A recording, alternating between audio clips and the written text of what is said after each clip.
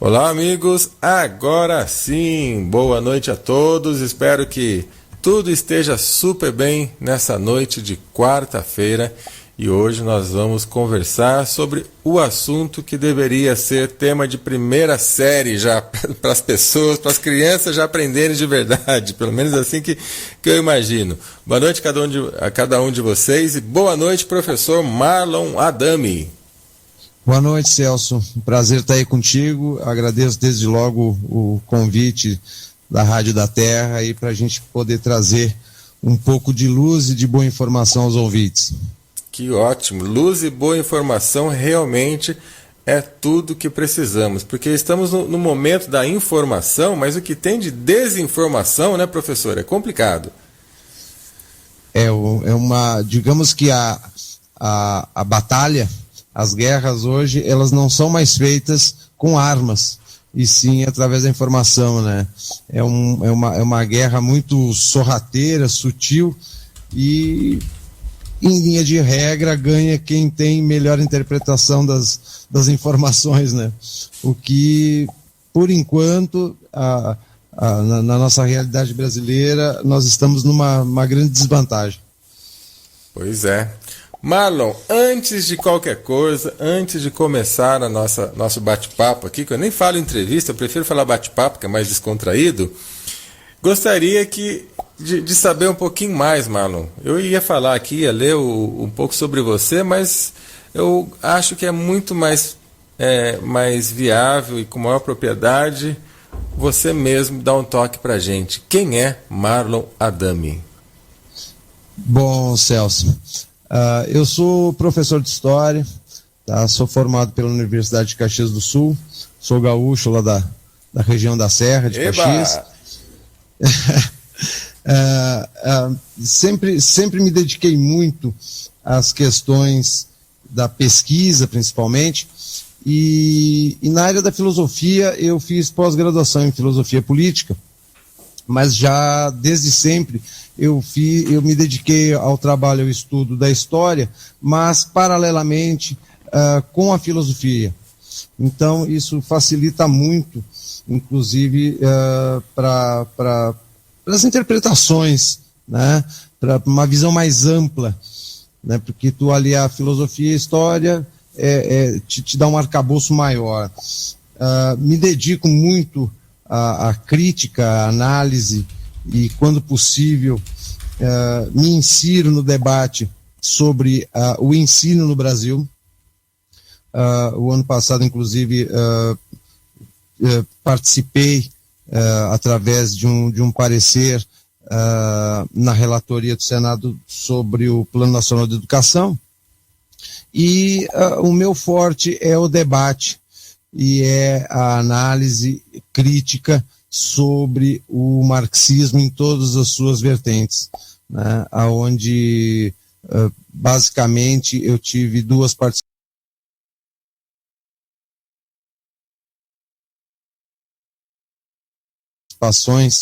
em dois congressos internacionais como crítico ao direito marxista, que vem sendo implementado aí com muita força e de forma muito explícita, que vem a deturpar, né, não só o direito por ele próprio, mas na sua prática, a prática do direito em si. E basicamente é isso. A gente luta contra o que é mais nocivo para a sociedade hoje, que são o neossocialismo, as ferramentas nefastas que eles usam para implementar a utópica revolução socialista sobre a sociedade, infelizmente desinformada, mal orientada e, por que não dizer, dominada, né, nos últimos 30 anos pelos nossos algozes, né, estudiosos e militantes ferrenhos do neossocialismo. E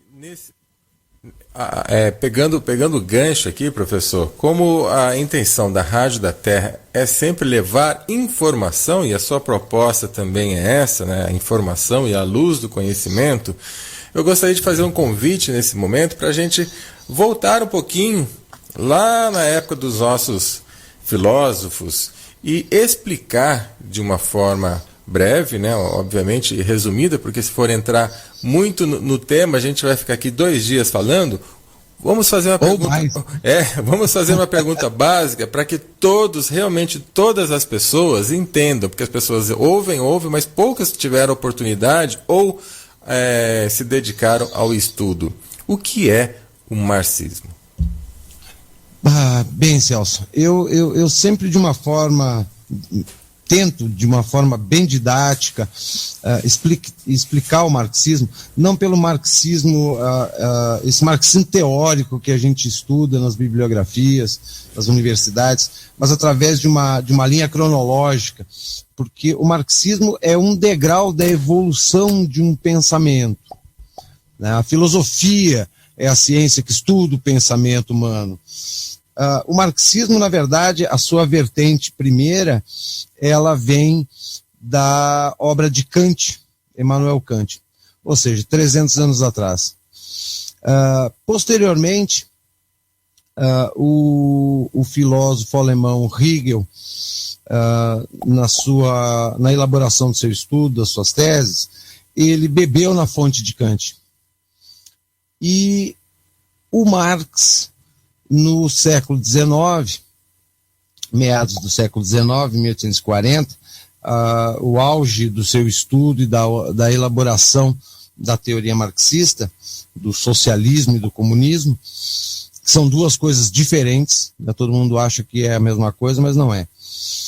O Marx bebeu na fonte hegeliana, né, que automaticamente tinha influência de Kant, e não só nessas 2 fontes primárias, digamos, mas em outras muitas. Marx, na verdade, a teoria dele é um resultado de uma pesquisa ampla, através de Kant, de Hegel, dos teóricos do anarquismo, dos teóricos do próprio capitalismo inglês, né, do David Ricardo, do Adam Smith, da linha anarquista. Ele foi beber na fonte de Saint-Simon, de Fourier, de Bakunin, de Proudhon. Então ele criou uma colcha de retalhos, né? Tanto que num estudo que eu fiz, eu cheguei à conclusão, e até fui um pouco criticado pelo termo que eu usei para definir o trabalho do Marx, que eu defino ele como um plagiador, né? Um grande plagiador. Ele recortou pedaços de teorias alheias, né, e interpretou e fechou um texto lá em benefício dele próprio. O próprio filósofo alemão, o Schopenhauer, Arthur Schopenhauer, ele foi um crítico de Marx muito ferrenho na época, eles são contemporâneos, e que o próprio Schopenhauer dizia que o Marx era um engodo em termos de pensamento filosófico, né? A própria formação do Marx não é filosofia, não é sociologia, não é história, como a gente pega muitos livros e vê lá a formação do Marx. Ele é sociólogo, economista, historiador. Não. A formação do Marx, ele era um advogado que nunca praticou a profissão e um jornalista autodidata, que posteriormente ele virou um patrocinado para fazer as suas pesquisas, seus estudos e promover essa teoria maluca que não passa de uma utopia sem um contexto, uma fundamentação para ser realizada, né? Posteriormente, nós temos a primeira experiência da teoria marxista através do Lenin e do Leon Trotsky, né? O Lenin, filósofo, o Trotsky, um estudioso, mas ali já existia, de alguma forma, algumas divergências com relação à prática, né? Porque eles não colocaram o marxismo em prática na Rússia de uma forma pura. Eles fizeram lá as suas adaptações relativas à realidade da própria Rússia, né? Então o Lenin ficou mais com a parte de formação intelectual e o Trotsky com a parte mais logística da aplicação da teoria.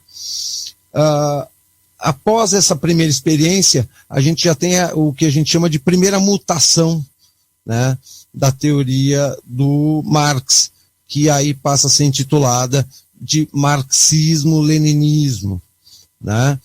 Com a morte do Lenin e a tomada de poder na Rússia pelo Stalin, ele passa a reformar as práticas do modelo marxista na Rússia.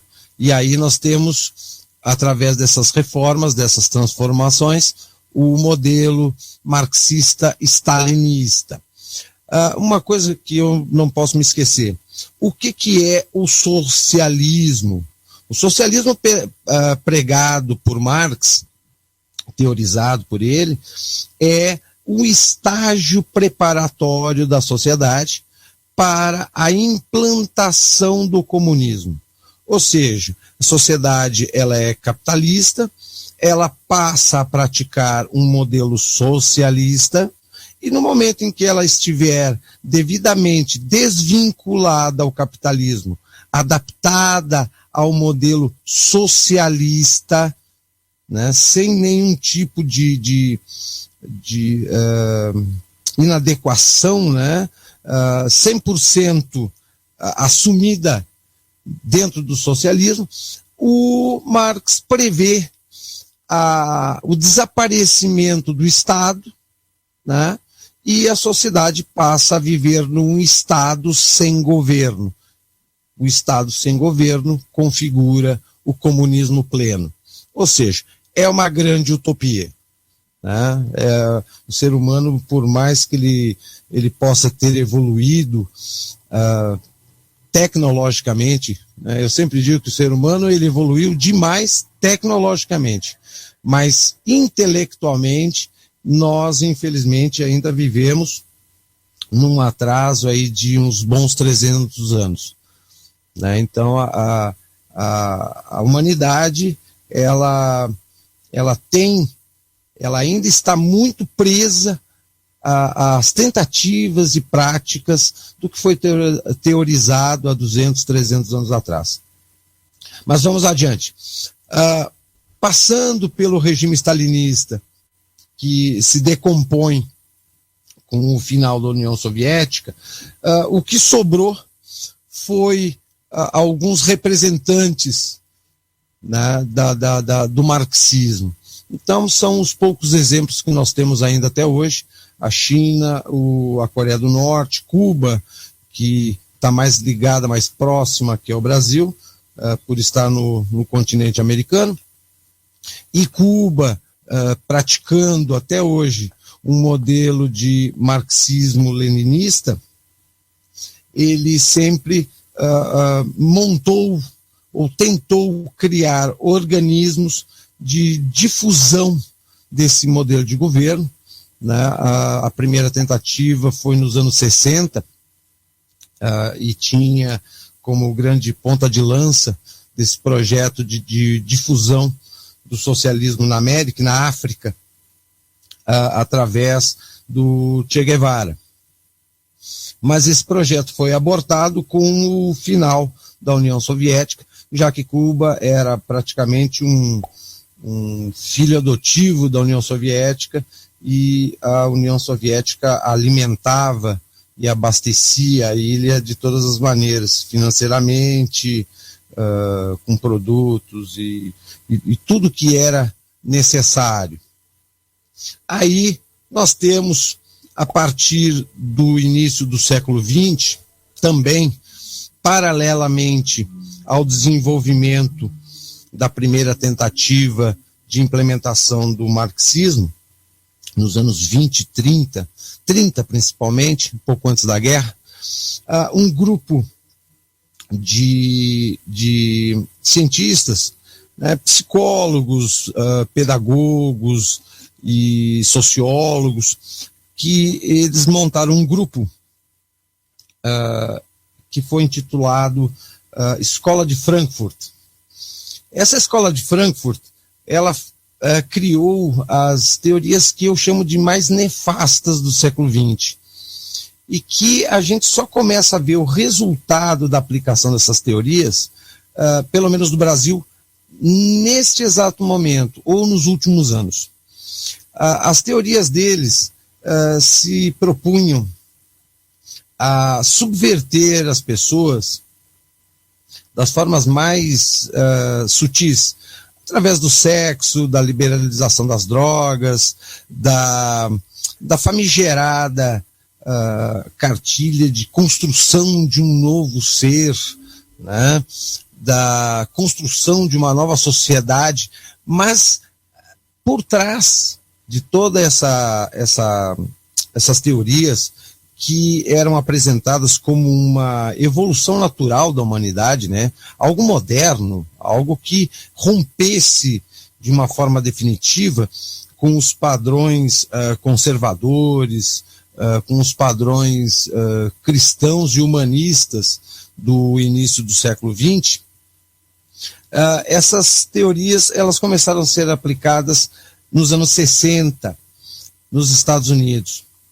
Então, aquele movimento que a gente conhece, que a gente, através de livros, de filmes, o movimento Power Flower dos anos 60, paz e amor, rock and roll, sexo, drogas e rock and roll, tudo isso já foram as primeiras tentativas de aplicação dessas teorias da Escola de Frankfurt, de subverter a sociedade e criar uma nova sociedade, né, dentro desse novo modelo, mas para uma implementação de um modelo socialista.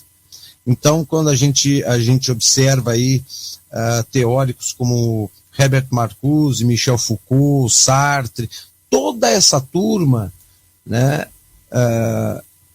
eram todos eles adeptos de uma sociedade socialista, pautada no marxismo, mas que a ferramenta de preparação da sociedade para levar a sociedade ao socialismo eram essas sutis, subversivas, que eles elaboraram lá nos anos 20 e 30.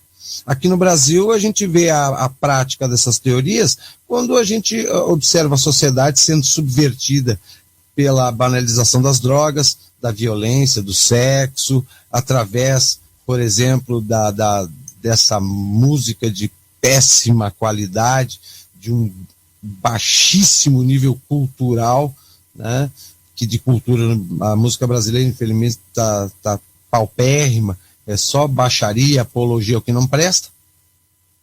E também, nesta mesma época, juntamente com os teóricos da Escola de Frankfurt, nós temos um outro teórico italiano, chamado Antonio Gramsci, que quando o Mussolini tomou o poder na Itália com o Estado fascista, de nacionalismo pleno, né, a primeira coisa que o Mussolini fez foi botar o Antonio Gramsci na cadeia.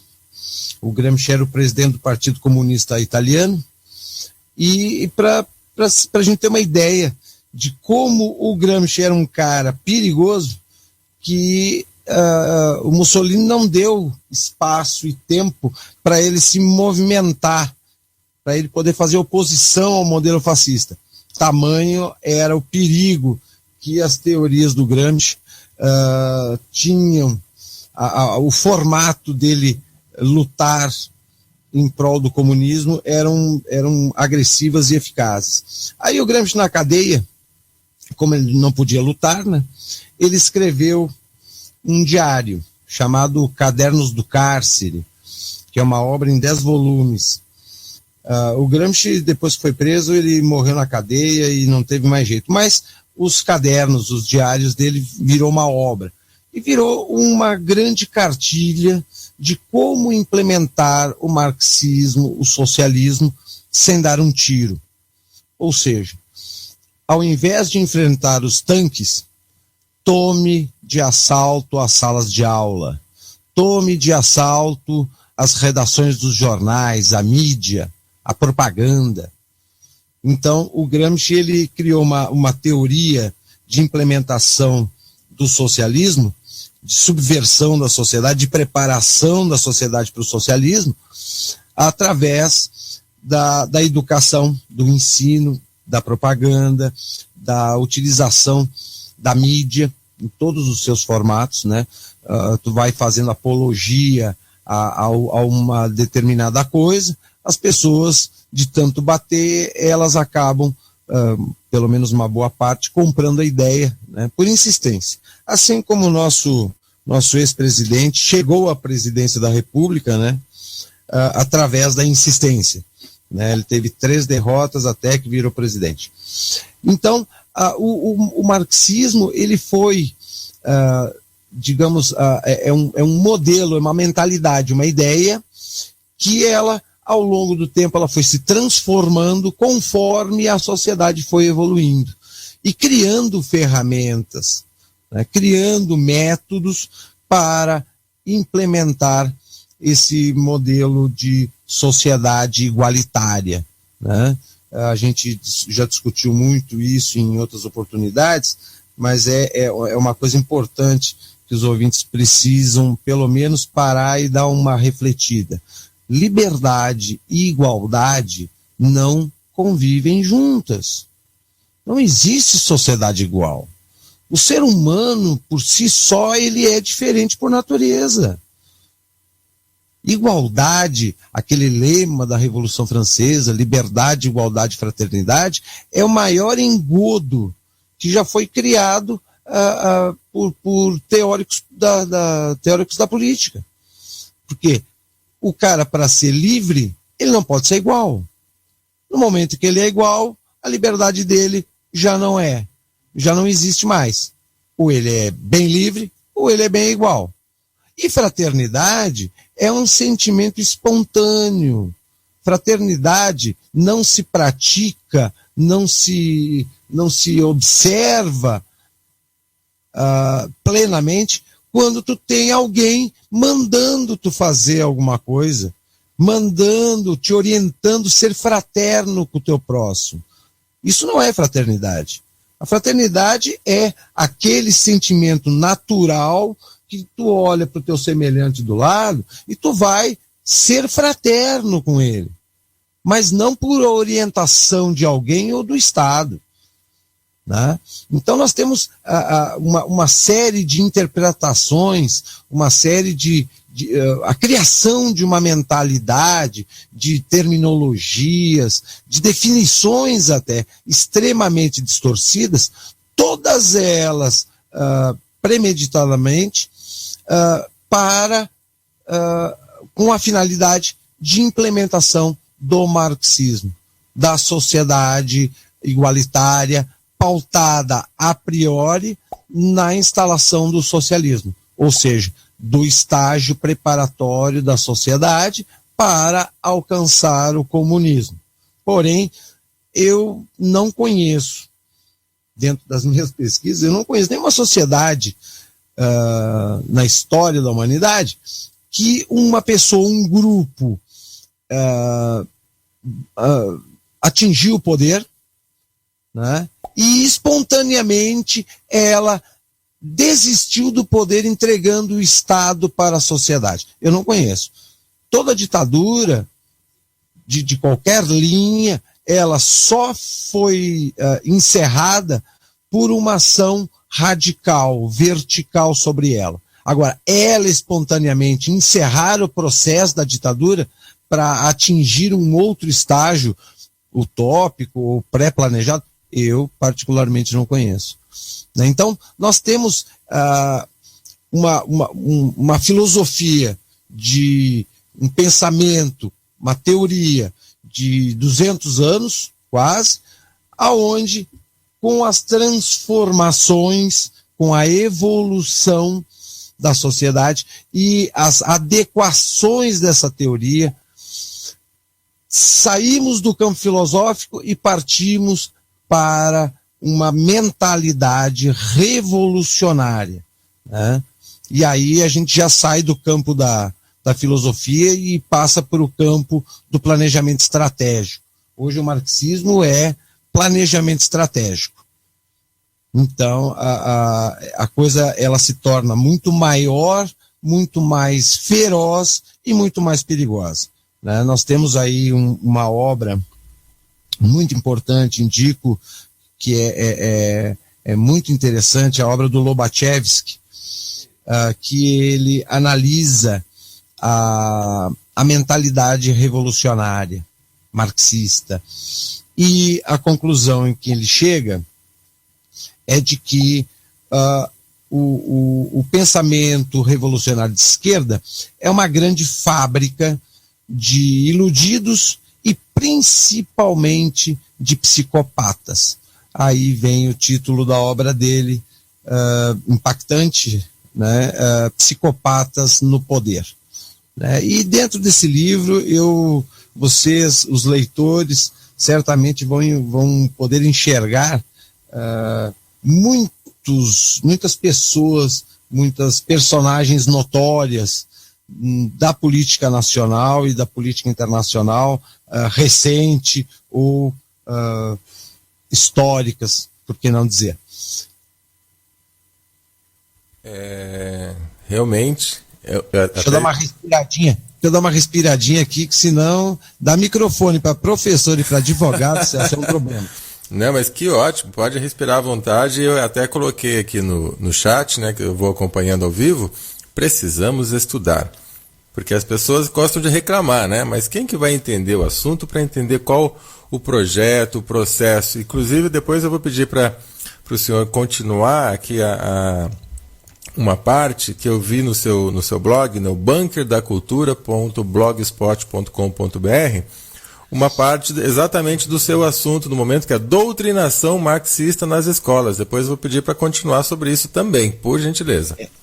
Essa questão da doutrinação, ela ficou mais explícita nos últimos 3 ou 4 anos. Agora, nessa última gestão aí dessa, que chamam de presidente.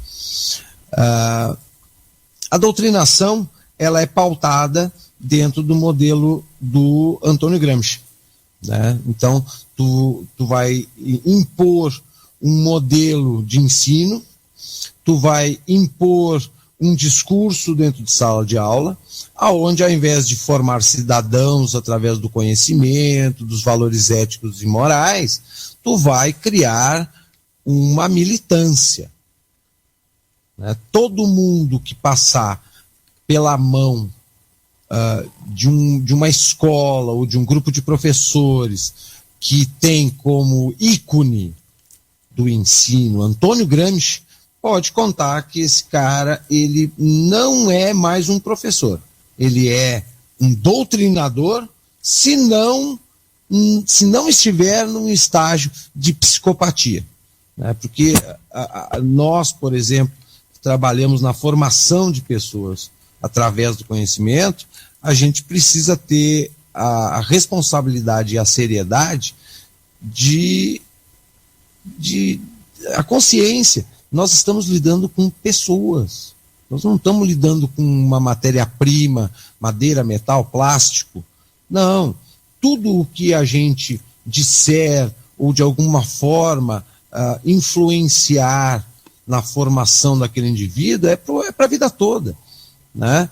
E aqui no Brasil nós tivemos o modelo gramscista imposto dentro do Brasil através do Paulo Freire nos anos 90, não, nos anos 80 ainda.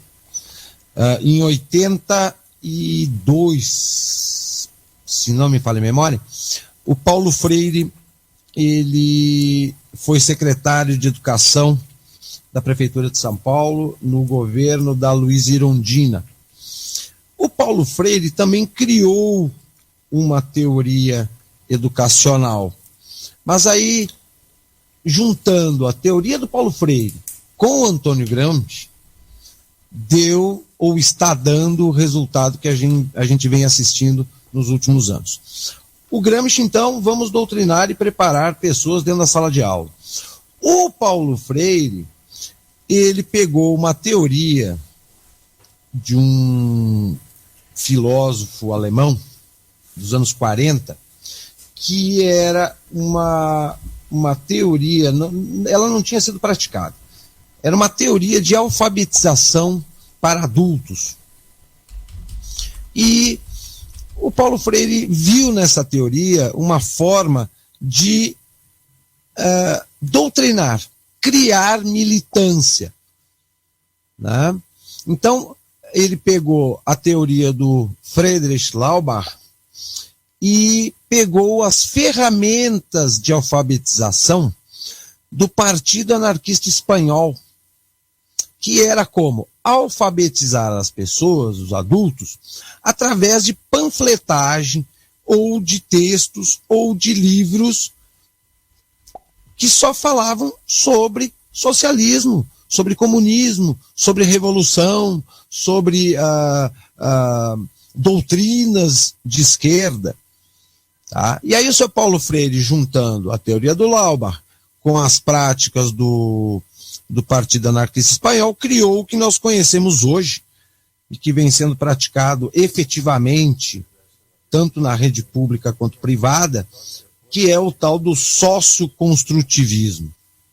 Esse tal de socioconstrutivismo, ele serve para adultos, alfabetização, ensino de adultos, e não de crianças e adolescentes. Só que, como houve a fusão desse modelo do Paulo Freire com a cartilha de Gramsci, eles nivelaram por baixo. Nós vamos aplicar as duas cartilhas, Paulo Freire mais Antônio Gramsci, desde o ensino básico. Então as nossas crianças, os nossos adolescentes, desde 1994, ou seja, 20 anos, na rede pública e na rede privada, estão sendo alfabetizadas, ensinadas, orientadas pela cartilha do seu Paulo Freire e do seu Antônio Gramsci. Professor, diga. Desculpa, eu preciso fazer pegar esse gancho aqui para a gente não perder no modelo. Dá um exemplo para a gente de como isso é feito. Livros didáticos. Livro didático. Pega um livro didático hoje, primeiro, não tem conteúdo. Segundo, é totalmente, 101% tendencioso. Tu vai, por exemplo, encontrar livros aonde a Princesa Isabel, que foi a redentora dos escravos no Brasil, ela é chamada de leguminosa. Mao Tse-tung, Stalin e Fidel Castro são heróis. E é sabido que o regime soviético matou 100 milhões de pessoas, mas nos livros não aparecem. Então, é uma cartilha doutrinária, onde só tem apologia aos heróis da esquerda, ao marxismo, ao socialismo, o capitalismo, o liberalismo, toda a plataforma ética e moral que a humanidade veio praticando nos últimos 2000 anos, eles chamam de sociedade opressora, racista, preconceituosa, discriminadora.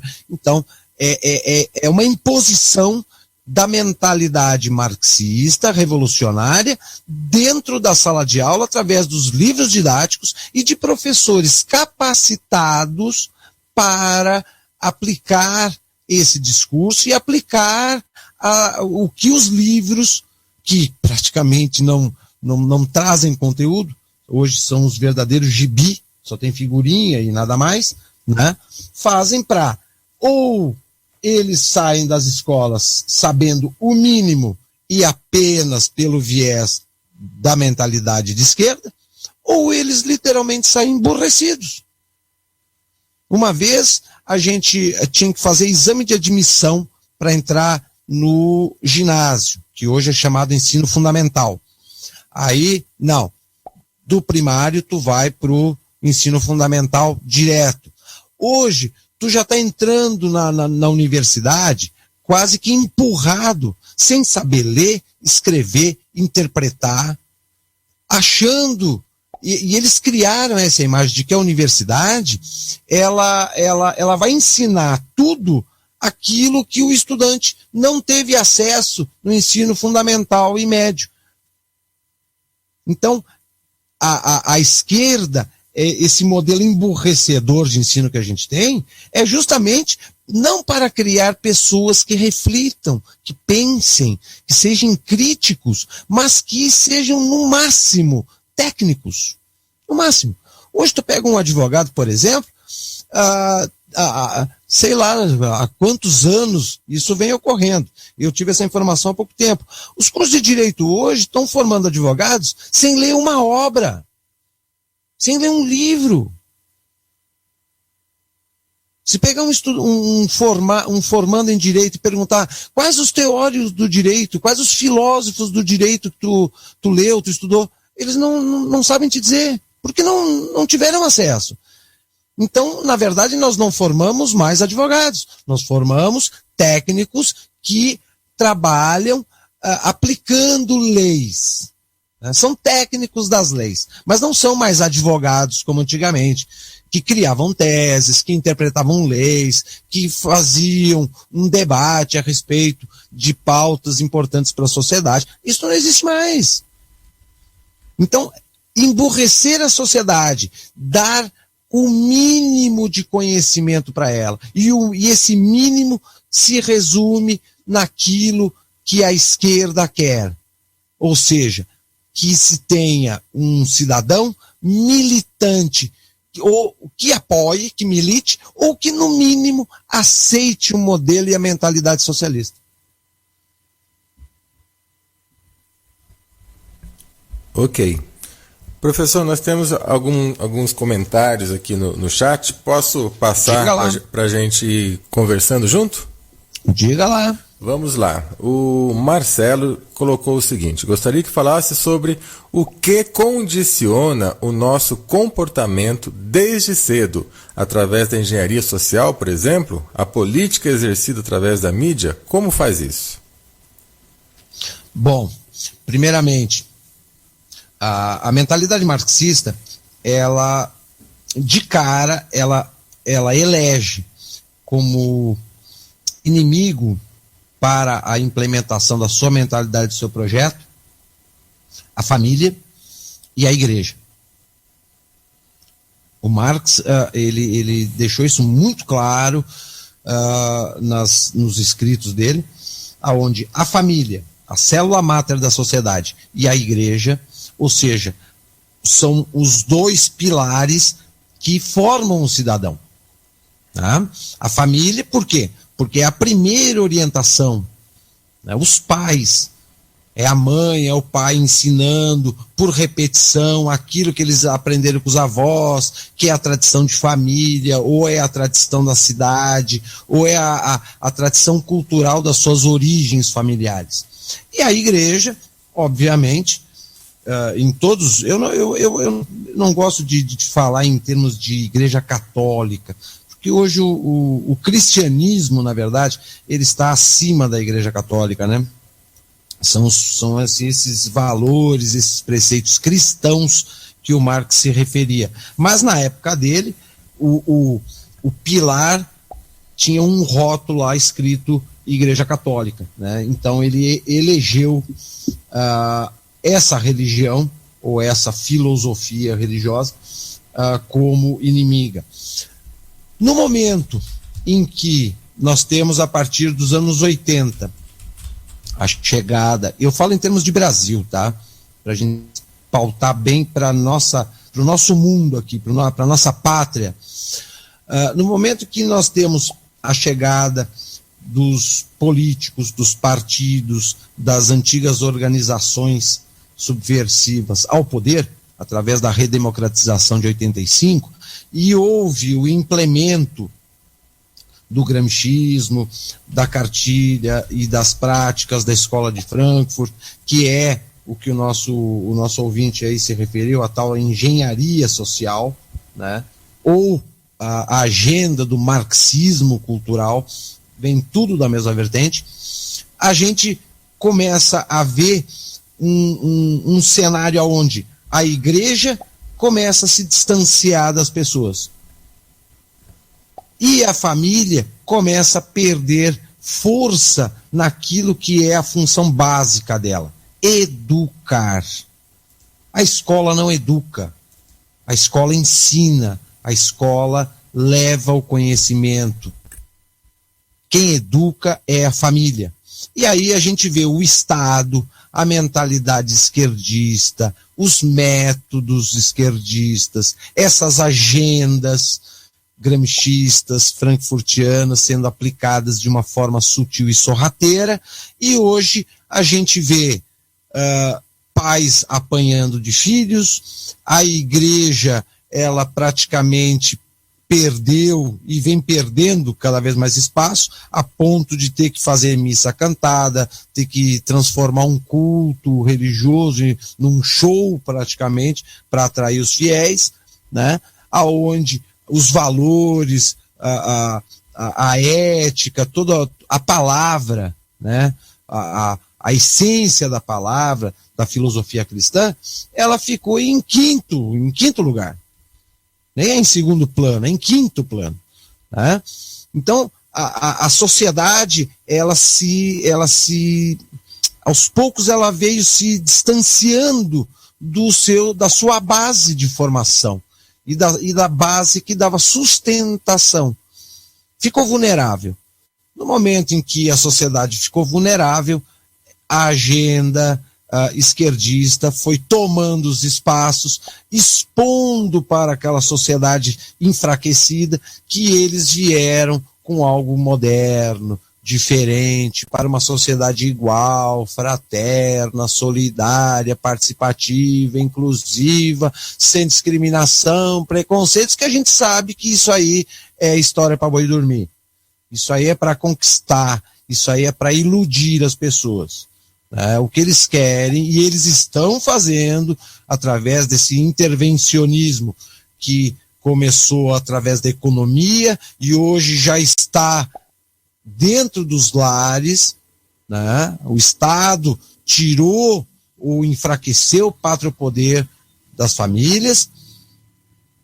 Por um outro lado, encheu o sistema de ensino de doutrinadores e eles vão tomando conta, direcionando e inflando o seu poder para concretizar, realizar o sonho da tal ditadura do proletariado.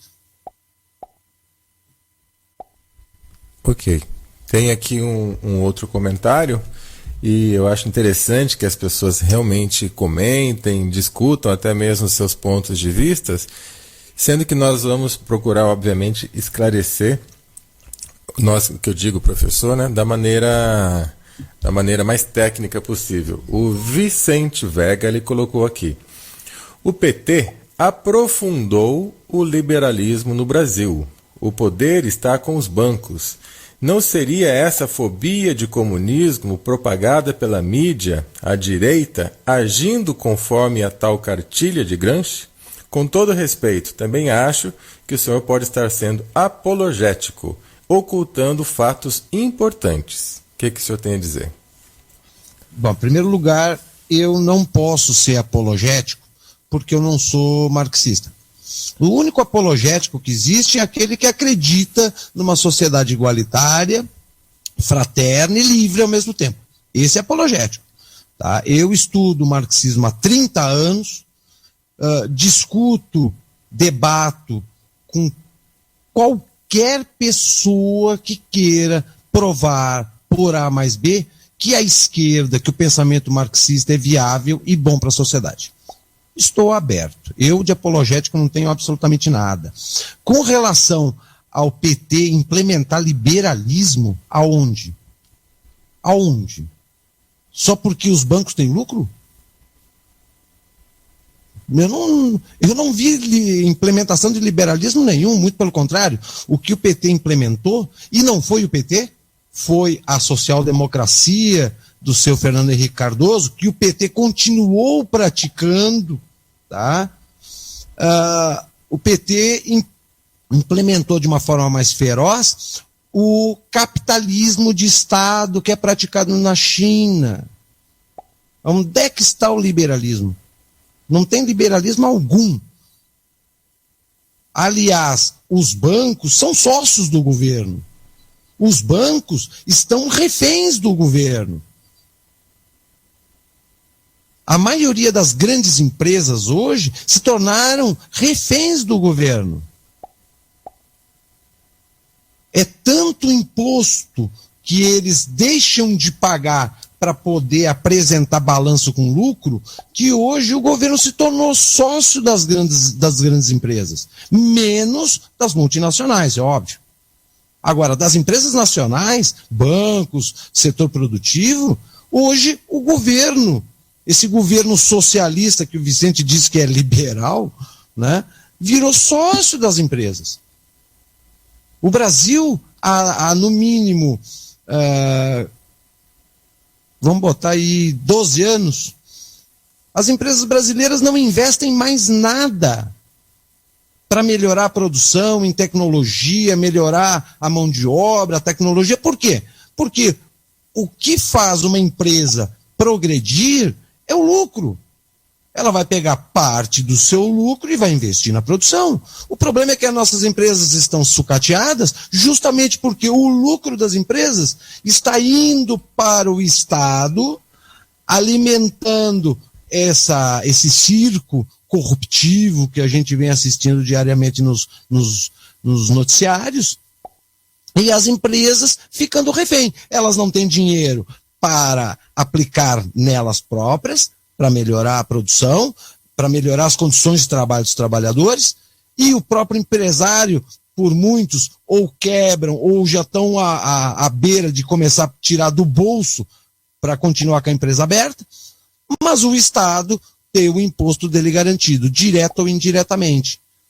Então, quando a gente vê uma notícia dizendo que o Banco Itaú teve alguns trilhões de lucro, esse lucro é porque ele não pagou, ou ele está barganhando, ou ele está negociando os impostos com o governo. Só isso. Porque hoje, ou bem a empresa tem lucro, ou bem ela fica quase no negativo, só tendo condições de pagar salários e uma manutenção básica, porque o resto, a extorsão fiscal do Estado leva tudo. Agora, Angelina Goss, ela comentou, estou adorando a aula. E a Hannah Nutt também falou que aula melhor não existe. Obrigado aos comentários aí. E com certeza, né? Nosso intuito é sempre ver e levar o ponto de vista de vocês, mesmo que divergente, né, à luz do estudo. Vamos estudar. O que não cabe, né, a nós aqui, né, professor, é arrogâncias, aquelas discussões de beira de bar que não leva a lugar nenhum. Essas coisas aqui não rolam. Eu acho o seguinte, Celso, na verdade, a gente no Brasil, nos últimos 20 anos, se pregou muito, se banalizou até o termo, né, democracia. Porque nós somos um Estado democrático de direito. Um Estado democrático, ele necessita do contraditório. Tem que haver o contraditório, tem que haver o debate, tem que haver o confrontamento de ideias. Só que no Brasil a pessoa hoje só é democrática se aceita o que uma minoria ou o que o Estado diz que é certo. No momento em que tu diz, não, eu acho que não é assim, porque vamos olhar esse ponto aqui, vamos analisar ali, pronto, aí tu já é fascista, tu já é reacionário, tu é golpista. Então, as pessoas, elas não notaram que a nossa democracia já foi ceifada há 20 anos. Há 20 anos a nossa democracia já foi ceifada. Primeiro porque só vale aquilo que um grupo ideológico ou o Estado impõe. Segundo, porque nós estamos há no mínimo 20 anos, 20 não, 16, para ser mais preciso, com o Poder Executivo aparelhando em causa própria o Legislativo e aparelhando o Judiciário. No momento em que tu tem os três poderes aparelhados por uma mesma linha ideológica, de um partido ou de um grupo de partidos, acabou a democracia. Acabou. Democracia, ela precisa de ter um equilíbrio entre o pensamento da esquerda e o pensamento da direita. E os poderes não podem estar aparelhados. Eles têm que ser independentes entre si e eles precisam estar em equilíbrio, coisa que há 16 anos não está mais. Enquanto Fernando Henrique estava lá no Executivo, ele tentou aparelhar o Supremo, nomeando uma série de ministros. No momento em que entrou o Lula e agora a dona Dilma, o Supremo virou um escritório de advocacia do PT, ou do Palácio do Planalto. O Legislativo, todo ele dominado e aparelhado pelos partidos da base aliada. Cadê a democracia? Aonde está a democracia? O tal Estado democrático de direito que todo brasileiro gosta de encher o peito e dizer eu vivo num país democrático. Nós não vivemos mais há 20 anos. Nós já vivemos uma ditadura de esquerda, maquiada de democracia, porque nós ainda temos eleições, fraudulentas ou não, mas nós temos eleições, né? E nós temos liberdade para ficar aí ouvindo esses funk de baixa qualidade, tendo um ensino de péssima qualidade, tendo um processo de banalização de coisas essenciais dentro da sociedade, que é a banalização da violência, das drogas. Quer dizer, isso aí é ser democrático? Isso é democracia? Isso aí é um projeto que vem sendo implementado de forma sutil, lenta e gradual, e o povo não notou. Ficou iludido com a inflação baixa, com a possibilidade de trocar de carro todo ano, viajar de avião, ir para os Estados Unidos, e esqueceu do resto. O problema é que agora que nós entramos numa queda livre, né, numa derrocada, ainda não sei se provocada, ou ela está vindo de forma espontânea, porque tem aquele ditado que diz que a criança, quando nunca viu o doce, quando vê, ela se atira de cabeça e se lambuza, né? Eu não sei se essa nossa derrocada, ela vem planejada ou é pelo Estado ter sido guloso, né? Então, está provocando essa nossa derrocada, onde as pessoas vão começar, e já estão começando a sentir no bolso as dificuldades, logo vai começar a faltar muita coisa, as pessoas vão ter que abrir mão de muita coisa, e aí vai ser muito tarde para as pessoas poderem se organizar, se mobilizar e tentar reverter esse quadro. Porque o nosso Estado, ele não está apenas aparelhado pela mentalidade marxista de esquerda, com todo o seu ferramental à disposição, de ontem. Esse processo eles vêm fazendo deixa eu pegar uma referência. 50 anos. Tá? Desses 50 anos de implementação, os primeiros 20 foi quase imperceptível. Os últimos 30, a coisa foi um pouco mais clara, e nos últimos 12 aí, bem mais explícito. Tá? Então, até que o povo que já foi preparado, doutrinado, emburrecido durante 50 anos, vá se dar conta do que está acontecendo, se organizar para tentar reverter esse quadro, digamos, é quase a gente ter uma utopia, mais uma utopia confrontando com outra, né? Porque o Estado esquerdista que foi imposto no Brasil ao longo dos últimos 50 anos, mais efetivamente nos últimos 30, eles não têm apenas a área administrativa e política aparelhada, eles têm a sociedade. Os sindicatos estão na mão deles, as centrais, as escolas, as universidades, os movimentos sociais, as ONGs, as associações de bairro, tudo isso está contaminado pela mentalidade marxista. E aí, como é que a gente faz? Mas tem aquela associação de bairro lá que é contra o governo. Ok, eles são contra o governo, mas quando tu pede, ou quando tu questiona, o que eles querem? Eles acabam repetindo o mesmo discurso que eles aprenderam, que vai culminar no quê? Na ditadura do governo, no intervencionismo do governo, no paternalismo do governo. Nós fomos, durante 30 anos, acostumados a dizer, eu pago imposto, é obrigação do Estado. Mas ninguém se lembrou que, tudo bem, a gente paga imposto, é obrigação do Estado. Mas que tal nós pagarmos, por exemplo, menos impostos e nós termos a opção de escolher como é que a gente quer, ou o que a gente quer. Ou parar com esse chororô de que eu pago muito imposto e só fica chorando em casa. Reclame, seja cidadão. Pressione o seu representante, os seus políticos, pressione o governo. Engraçado que desde que eu era adolescente, eu sempre via nos noticiários na Europa, na Itália, na Alemanha, na França, o governo está pensando em aumentar o imposto.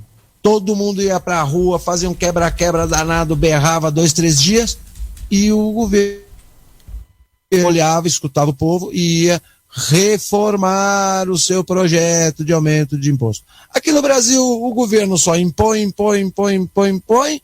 e o povo só chora e não reclama. Então, é complicado, né? É uma situação, digamos, delicada, mas um dos grandes culpados foi a própria população, que deu espaço, que deu margem para essa tomada de espaço toda, que hoje eles se sentem proprietários do país, proprietários da sociedade, né? Onde, no momento em que tiver um opositor, uma pessoa com uma ideia contrária, ela é vista praticamente como um marginal de alta periculosidade. Então, o brasileiro, ele além da boa informação, ele precisa parar, refletir, se inteirar dos assuntos, estudar sim, a internet está aqui, não é só para ficar olhando manchete, ou para ficar acompanhando fofoca, ou para ficar fazendo postagemzinha de frases de autoajuda. Tem muita coisa importante na internet disponível para que o cidadão consiga, mesmo que com um grande atraso, reverter esse quadro de omissão de conhecimento que ele passou, né? Além de nós termos, felizmente, essa ferramenta para usar, que quando é que há 30 anos atrás a gente ia poder, eu aqui em Brasília, tu tá em São Paulo, né, Celso? Isso, interior de São Paulo. Pois é, tu no estado de São Paulo, eu aqui em Brasília, conversando aqui, mas com o mundo inteiro podendo acessar, né? Isso era algo inimaginável. E a esquerda fez um trabalho sem contar com isso. Só que eles tiveram tempo. Hoje nós temos uma ferramenta, estamos atrasados, temos uma boa ferramenta e não estamos sabendo usar. Né? Porque a doutrinação é um processo, digamos que eu chamo de uma forma mais radical, ela atrofia o cérebro, sabe?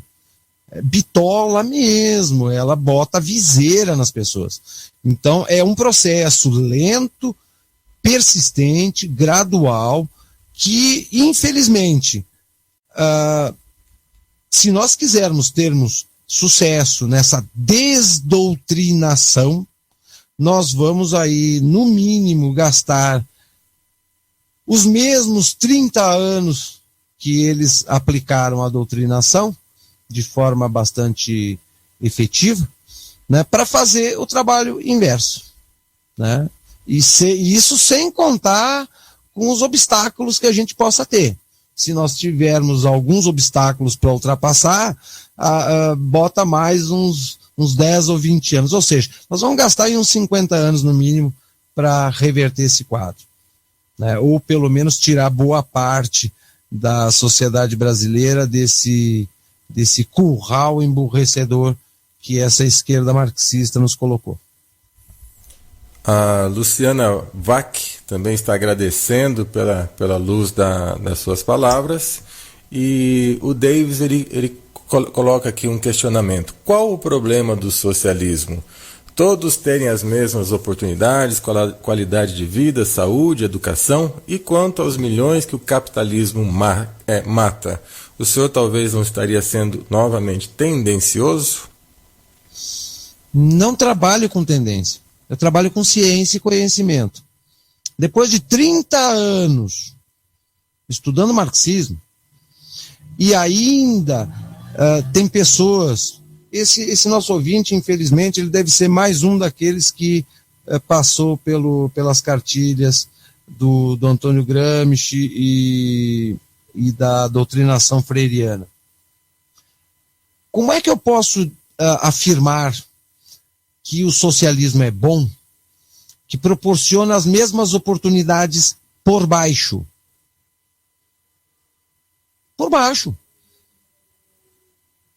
Oportunidade boa só tem a cúpula da ditadura. O resto é miserável. Estude o livro negro do comunismo e você vai ver como o socialismo é bom. Todo mundo tendo a mesma casinha miserável, a mesma comidinha miserável, a mesma censura miserável do Estado, 100 milhões de mortos, porque ninguém podia reclamar absolutamente nada do sistema. Vá para Cuba, mas não vai na área turística, tá? Vai lá onde tu não vai encontrar picanha para fazer churrasco. Tu vai encontrar carne de cachorro, rato, carne de cavalo, tá? Todo mundo olha para Cuba, para a União Soviética, ai que lindo, que maravilhoso, socialismo, igualdade, as mesmas oportunidades. As oportunidades que o Estado opressor, ditador, acha que todo mundo tenha que ter. A liberdade individual que o sistema capitalista dá é a primeira coisa que a pessoa perde.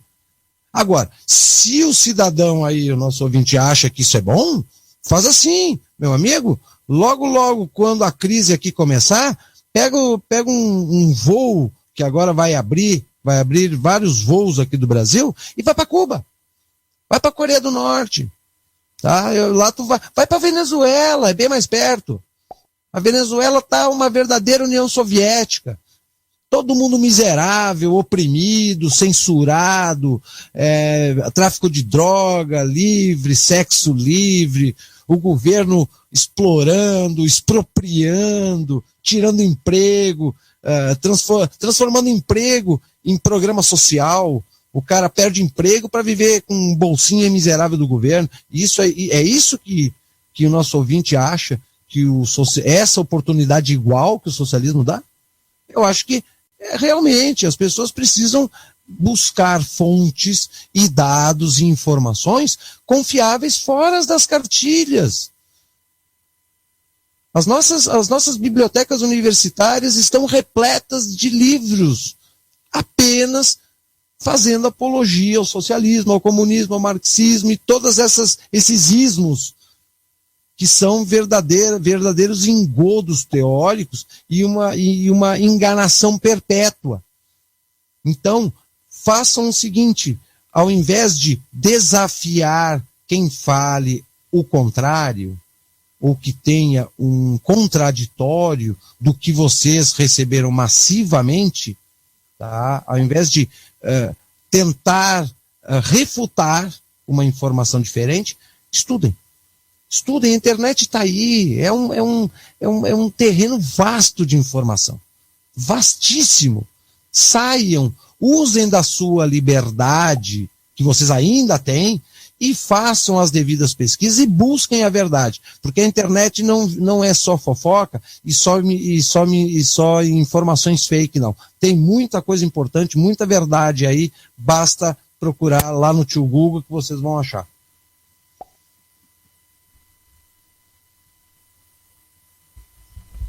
Ok. Professor, eu gostaria de que o senhor comentasse um pouquinho mais agora, só para a gente aproveitar a sua presença nesse momento, sobre o Bunker da Cultura, sobre o seu site. O que as pessoas podem encontrar nesse blog?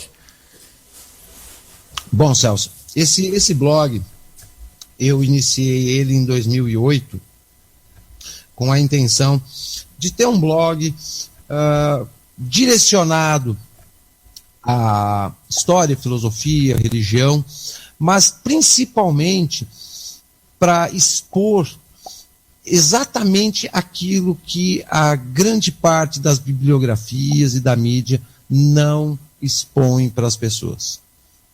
Tá? Então, é um canal onde muita gente chega e me manda e-mails e comentam: puxa, mas eu não sabia, nossa, que coisa chocante, mas será que é mesmo? Será que isso é verdade?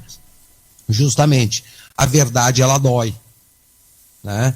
E a gente, quando acha que o conhecimento ele é apenas para a gente almejar um título, uma graduação, uma pós-graduação, para poder ter ou abrir uma oportunidade de sucesso financeiro, é aí que as pessoas se enganam. Nem sempre esse modelo de conhecimento para abrir oportunidades de sucesso financeiro é o conhecimento real, é o conhecimento que as pessoas precisam para ter opinião, para ter uma outra postura e para ter um julgamento sobre fatos e sobre situações ou sobre pensamentos de forma individual, pessoal, sem influência. Então uma informação diferenciada, por vezes pode chocar, vai chocar, mas certamente vai ajudar as pessoas a refletirem, a conhecerem algo, ou no mínimo a provocar um aprofundamento sobre algum tema que ela venha descobrir, ou que ache lá alguma coisa que abra um caminho para ela ampliar o seu arcabouço de conhecimento. Deixa eu fazer o meu jabá, aproveitando, já que estou fazendo o jabá do blog, né? Vou fazer um outro. Eu iniciei, agora recentemente, a redação de um livro. Não tem título ainda, tem alguns títulos aí que vai para estudo, mas é um livro para enfrentar essa bibliografia imposta aí nos últimos 30 anos, aonde, na verdade, os nossos livros de história, de filosofia, de sociologia, de geografia até, eles viraram verdadeiros livros de ficção, né, gibis, que não trazem informação. E eu me propus a escrever um livro sobre a história brasileira, a história e a evolução do nosso país, em termos políticos, econômicos, sociais, filosóficos, de uma forma bastante objetiva, né? Um texto sem muitos rebusqueios acadêmicos, mas um texto claro, objetivo e que realmente leve a informação que as pessoas desconhecem, né? Desde o descobrimento do Brasil vou ver até onde terminar a próxima novelinha do governo, vai ser onde vou terminar o meu texto, tá? Vai ser uma obra aí relativamente grande, né? Eu acredito aí que vai girar em torno de umas no mínimo aí umas 600 páginas. Mas vai ser uma obra para pelo menos tentar enfrentar essa imposição dessa bibliografia parcial, doutrinária e repleta de ranços de doutrina marxista. Ok. Nós temos aqui também a participação do Alencar Paes, que pergunta: o que podemos fazer? O que podemos fazer? Olha, Alencar, eu particularmente, como cidadão, eu nem falo como professor ou como pai, falo como cidadão. A gente precisa, de alguma forma, começar a renegar, refutar, abandonar muita coisa que foi nos imposta nos últimos 50 anos, nos últimos 30, de forma mais agressiva, e retornar a alguns preceitos, valores, práticas, pensamentos utilizados aí há 50 anos atrás. Né? Porque, por incrível que pareça, a sociedade ela evoluiu, mas conservando uma base, né? Uma base ética e moral. E nos últimos 50 a gente está vendo uma destruição dessa base, que perdurou por séculos, para ser imposta uma outra base, que é uma verdadeira destruição da sociedade, uma destruição da pessoa humana. Né? Então, o que nós podemos fazer? Rever nossos conceitos, nossas práticas e buscar o conhecimento, buscar informação. Vamos sair da frente do Jornal Nacional, vamos sair da frente de programas tendenciosos, de jornais ou de comentaristas popstar que tem por aí, que se acham os donos da verdade, e vamos voltar às bibliotecas, vamos botar a cara na frente do computador e procurar a verdade. Eu quero saber a verdade sobre os 20 anos do regime militar. Nós não temos apenas a verdade imposta pela esquerda. Nós temos fontes documentais, obras baseadas em fontes documentais da época que dizem o contrário. Mas o problema é o seguinte: as livrarias não divulgam, a mídia não expõe as obras. E aí as pessoas acham que só essa avalanche de informação imposta pelos intelectuais orgânicos da esquerda, os militantes do PT, do PDT, do PSOL e etc., que vale.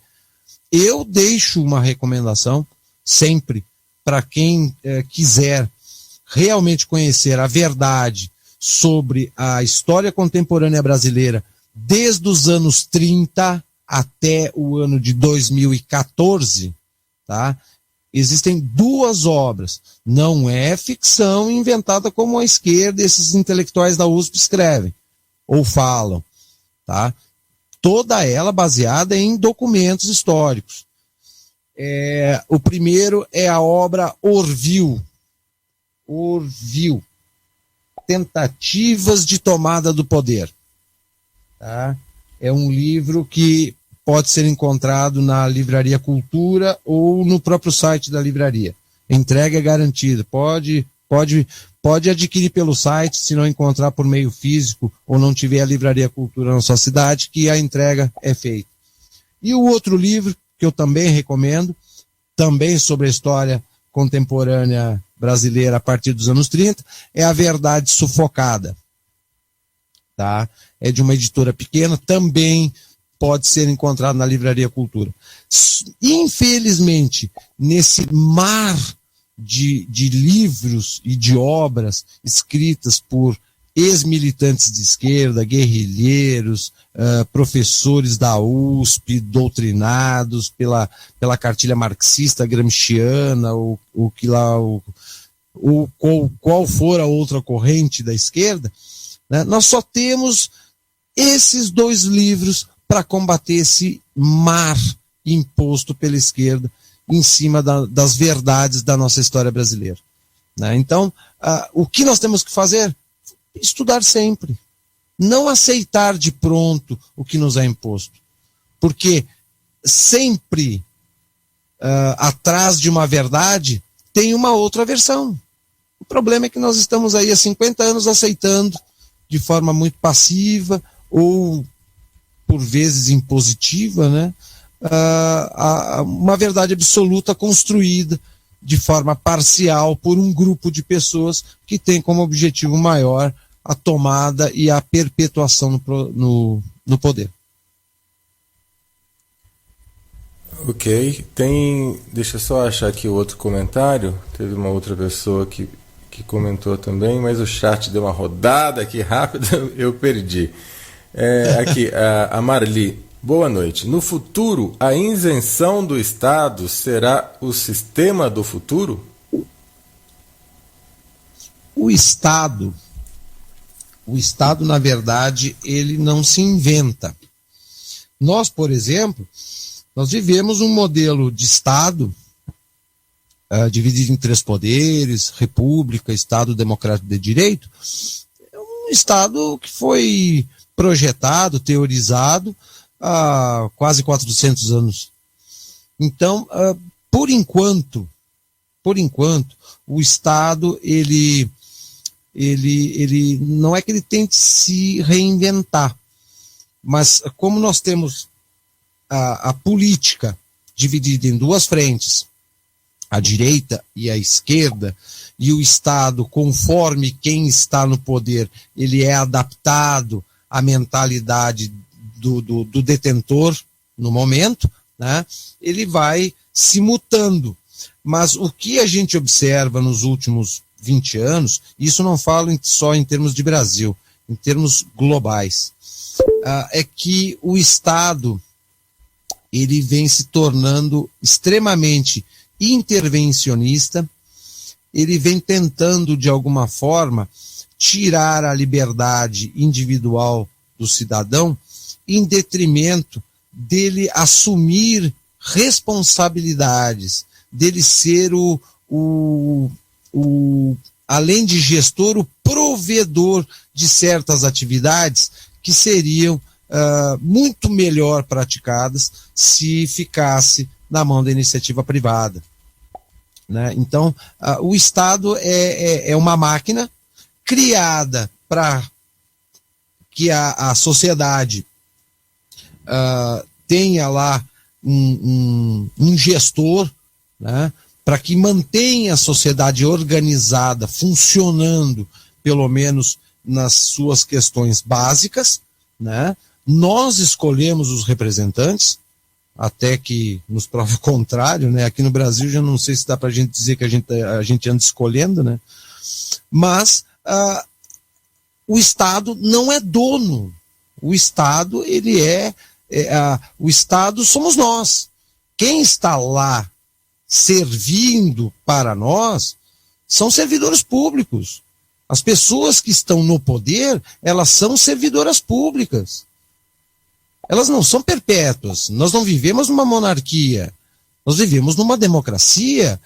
É um mandato transitório. Então, o Estado ele é construído para servir a sociedade através de servidores escolhidos pela sociedade.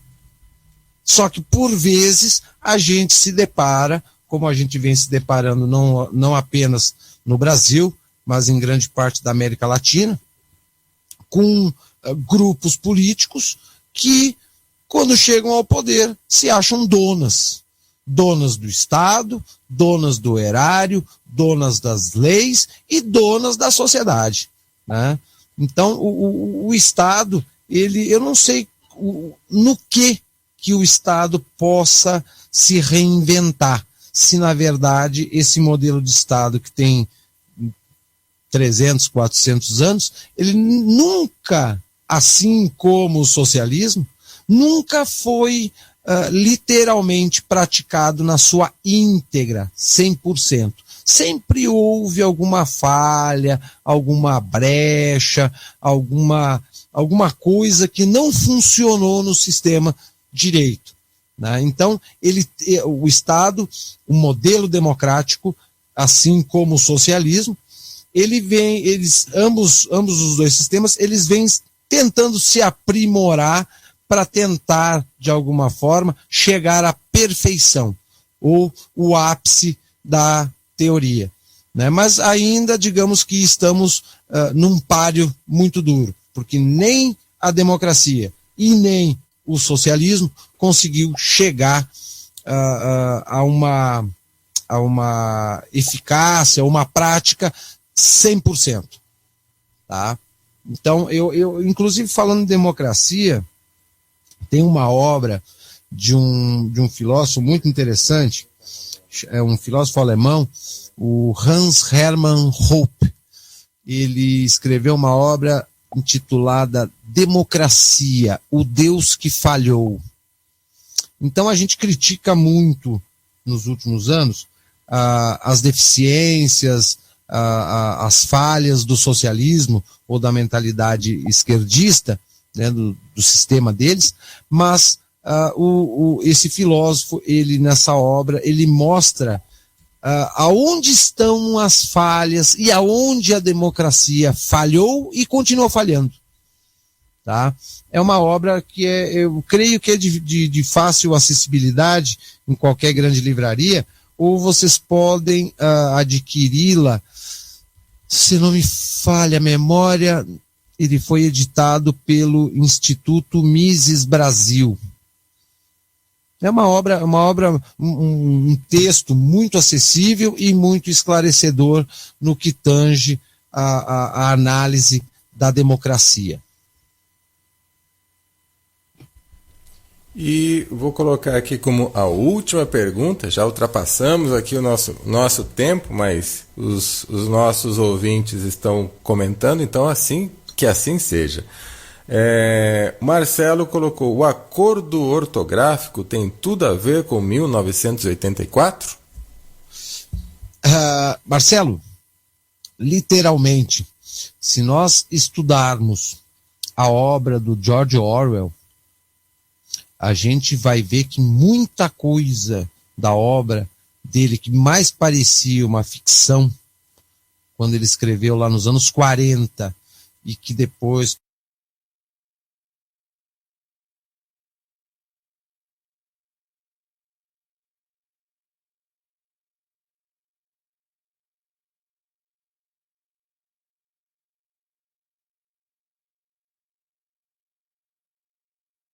passou para o cinema nos anos 50, 80, tá? Muita coisa da teoria dele já foi praticada e nós estamos vivenciando e achando bonito. Achando moderno, achando bacana, sabe? Aquela história que o próprio George Orwell ele colocava no 1984, do grande irmão. Qual é o lugar hoje que a gente entra ou que a gente circula que não tem câmera te observando? Então, a pseudoficção do George Orwell, ela vem sendo de forma muito sutil, sendo aplicada.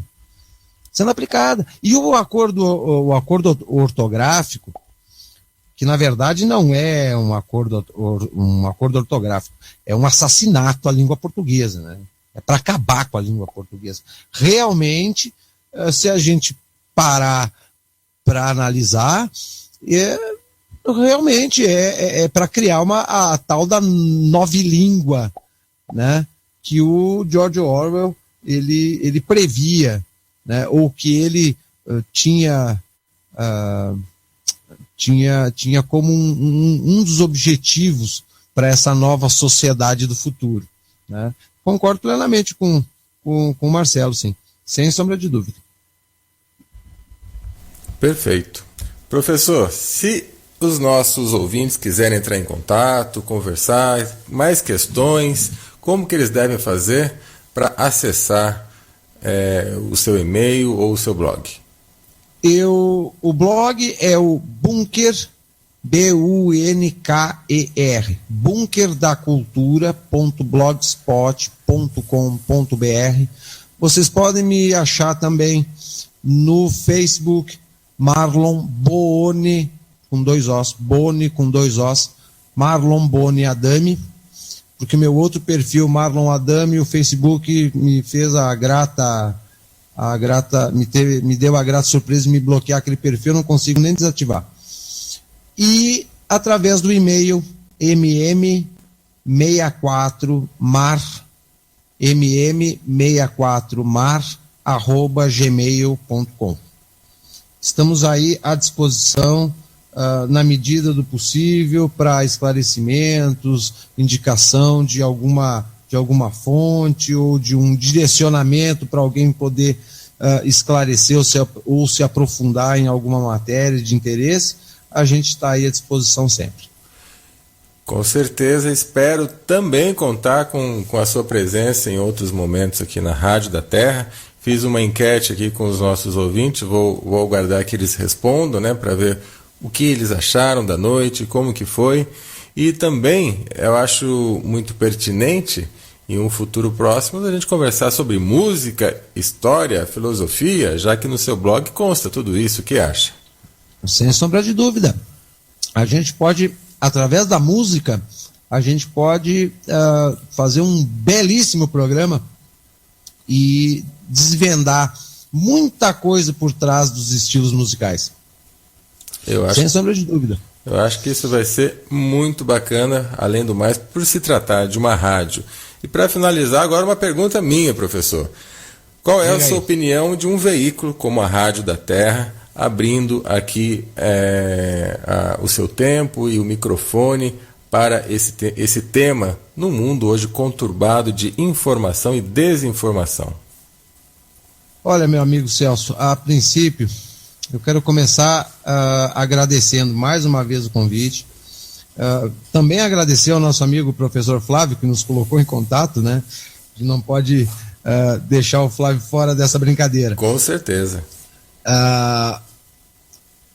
Diante desse modelo e dessa censura velada que a gente vem sofrendo de uma forma muito sutil, o rádio, por mais que a internet, por mais que a TV, elas atinjam as pessoas, hoje o cara pode assistir televisão andando na rua, no smartphone, mas o rádio continua sendo o canal que mais atinge as pessoas, em todos os níveis, tá? Em qualquer classe social, o rádio ainda é muito poderoso.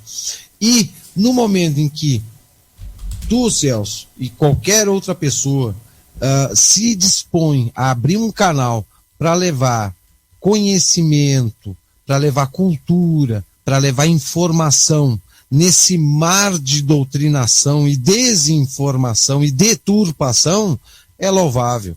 É louvável. Louvável sempre. Sempre. Eu agradeço todos os convites de participações que eu recebo e atendo eles, participo, faço o que posso dentro do tempo disponível para que esse canal de comunicação, ele também com a minha contribuição, ele acabe se consolidando cada vez mais. Fico feliz e a missão nossa da Rádio da Terra é realmente levar a informação. E todo tipo de informação. Às vezes, professor, eu até trago no programa pessoas, convidados, que têm opiniões completamente distintas e opostas, justamente para fazer com que o ouvinte possa saber e afirmar ou não a sua certeza e a sua diferença. Isso é muito importante. Isso é muito importante. Nós não podemos ficar apenas com uma verdade absoluta. O contraditório faz parte da humanidade. Aonde existe igualdade, não existe liberdade. Que assim seja. Obrigado, professor. Mais uma vez, eu deixo aqui a Rádio da Terra aberta para futuras entrevistas, algum comunicado, e vamos conversando para, quem sabe, programar em breve uma continuação de hoje, tá bom? É só chamar que nós estamos a postos. Que ótimo. Um abraço também ao nosso amigo Flávio Marcondes Veloso, que articulou esse nosso encontro de hoje. Grande personagem. Um abraço, professor. Grande abraço, Celso. Muito obrigado. Obrigado aos ouvintes. Uma boa noite. Boa noite.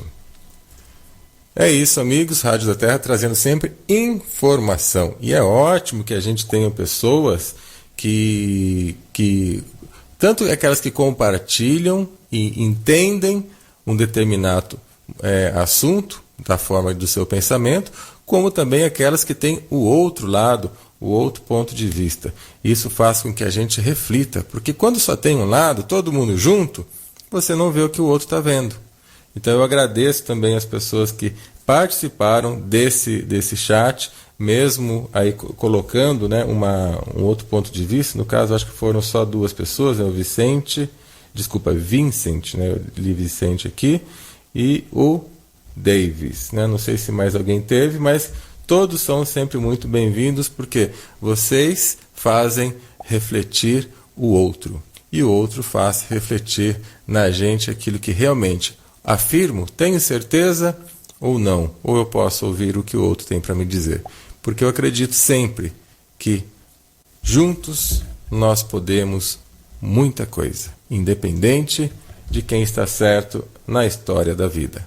Um abraço para vocês, fiquem com Deus e até amanhã com Evangelho Sanctus.